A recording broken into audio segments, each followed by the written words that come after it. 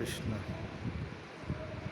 एक समय की बात है कि राजा ने देखा कि पब्लिक बहुत परेशान है, तो क्या करना चाहिए, और उसने पूरे गांव में मुनादी पिटवा दी कि समस्त लोग आके, राज्य के लोग आके, जिसको जो चाहिए, जो जिसमें हाथ लगाएगा वो उसी का हो जाएगा।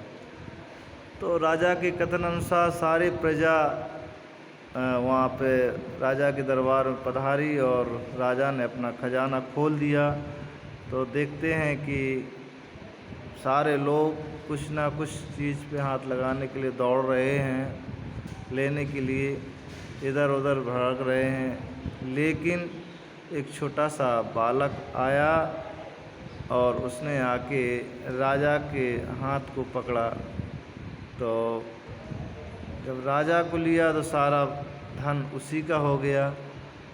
तो उसी तरह से आज मैं देखता हूँ कि संसार के लोग संसारी वस्तुओं के लिए कितना लालायित रहता है, कितना इधर उधर भटक रहा है, और उसके कुछ हाथ लगने वाला नहीं होता है।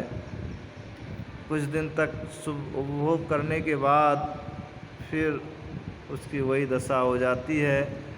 लेकिन जो उस छोटे बालक की तरह राजा का हाथ पकड़ता, अर्थात भगवान का जो मांगता है, भगवान को पकड़ता है, उसकी सारी वस्तु उसकी हो जाती है। संसार की सारी वस्तु, जब राजा की, जो भगवान की वस्तु सारी संसार है, तो भगवान को कोई पकड़ता नहीं है। जो पकड़ लेता है तो वो परम धाम को प्राप्त होता है, समस्त सुखों का उसको लाभ मिलता है।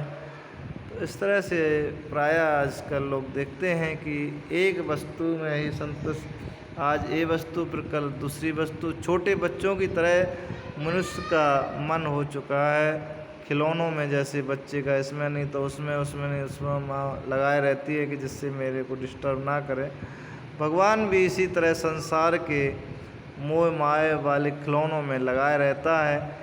लेकिन जो समझदार होता है वो भगवान को पकड़ता है। जो मूर्ख होते हैं वो संसार के भौतिक सुखों को पकड़ते रहते हैं।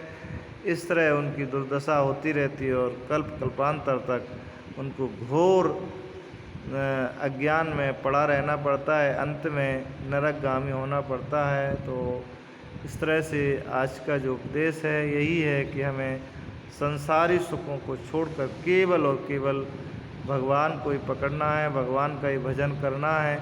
क्योंकि भगवान के अलावा इस संसार में कोई नहीं है और ना कोई हो सकता है, और ना ही किसी उसमें सुख मिल सकता है। अगर सुख है तो केवल भगवान के चरणों में, भगवान के शरण में, भगवान के श्री विग्रह की सेवा करने से, और उनके जो अपने जन भक्त हैं उनकी सेवा करने से ही लाभ प्राप्त होता है। बाकी संसार दुख आलयम, भगवान खुद बोले दुख का आलय है। तो दुख के अलावा वहाँ और क्या मिलने वाला। दुख के आलय में तो दुख ही मिलेगा।